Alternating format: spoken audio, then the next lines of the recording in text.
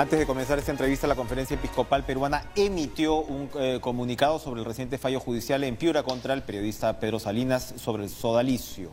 Sostiene que el Papa Francisco pide enfáticamente priorizar la comprensión y atención a las víctimas de todo tipo de abuso, condenando cualquier tipo de complicidad. Agregan que el Santo Padre también agradece la labor de la prensa en su ayuda por investigar y denunciar los abusos y luchar contra este mal. Ante esta situación, el Arzobispado de Piura ha pedido prudencia hasta conocer el texto íntegro de la sentencia, bueno, el cual será leído el próximo lunes 22 de abril. Entonces, con cierta, digamos, sutileza, la Conferencia Episcopal Pedro Salinas, gracias por estar con nosotros, te ofrece, creo yo, tu respaldo, ¿no? Al menos en cómo está fraseando este comunicado. Dice, bueno, oye, a las víctimas hay que, ¿no? Y el Papa ha pedido, pues, en realidad, pues, respaldar a la prensa que hace estas denuncias. O sea, más claro. Honestamente, yo no lo siento como un respaldo a mí, sino como más bien un intento por seguir los lineamientos del actual Papa Francisco, que efectivamente está en la línea de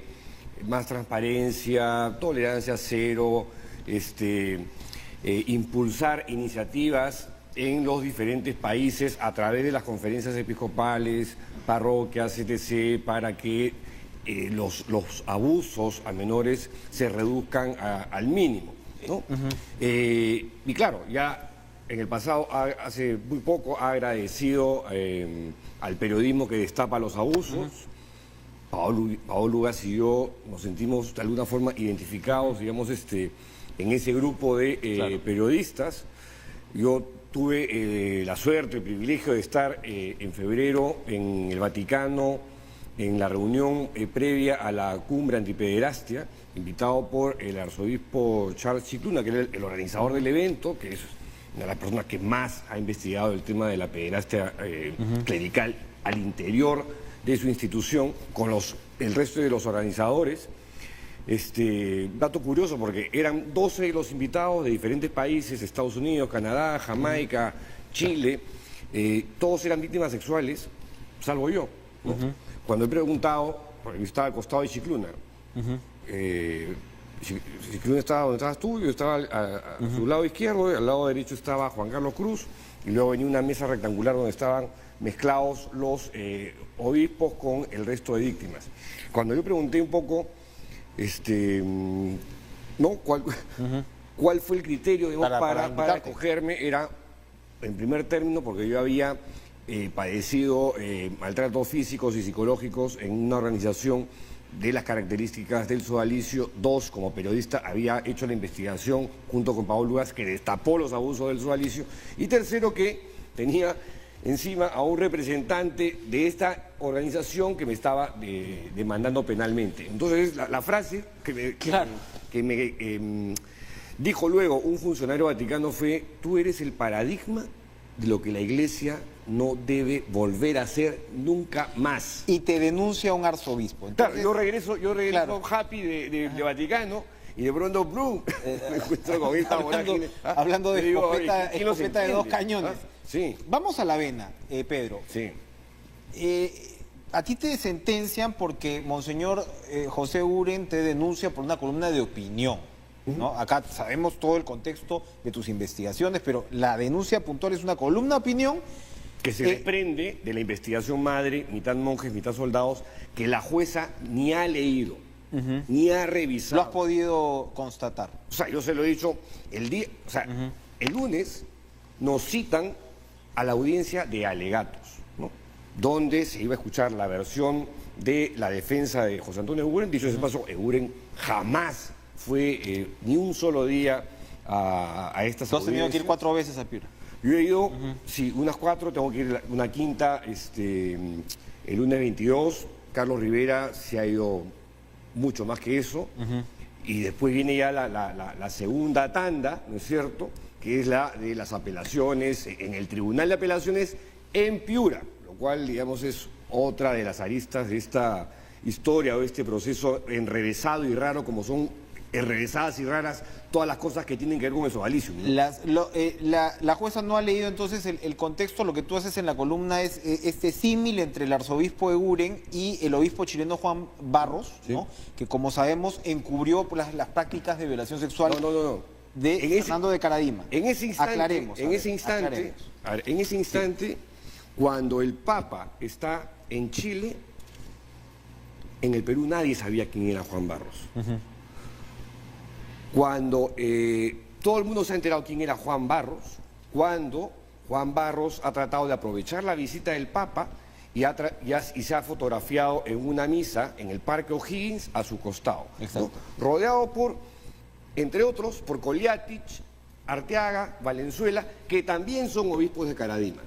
Barros era el más célebre porque en Osorno, que era el lugar del cual la diócesis de la cual era el obispo, no lo quería, porque venía de las canteras de Fernando Caradima, porque había sido uno de los hombres más cercanos de Caradima y que conocía muchos de los abusos de Caradima. Cuando hablamos de abusos, estamos hablando no de abusos sexuales, estamos hablando de maltratos físicos y psicológicos, manipulación, formateo. Eso es muy importante. Tú no te estás refiriendo necesariamente a un encubrimiento de violaciones sexuales. No, porque a mí en ese instante no me constaba que José Antonio Eguren encubría abusos sexuales. Está explícito en la columna. O sea, o hay un problema de comprensión de lectura por parte del arzobispo de Piura y su abogado Percy García Cabero, oye, ¿de qué estamos hablando? Me has aclarado un punto clave. Te quiero hacer una pregunta más para que le respondas después de la pausa. ¿Por qué Piura?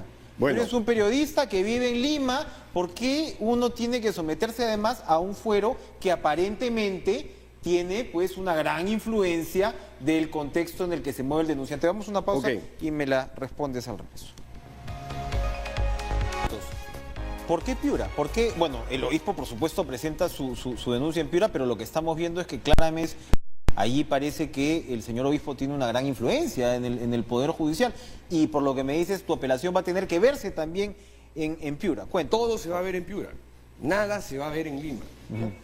Así lo ha dispuesto la jueza Judith Cueva Calle, que es la que, en primer término, admitió una querella mamarrachenta, cantinflesca, totalmente enrevesada, que no tenía ni pies ni cabeza, en la que pretendía criminalizar la opinión.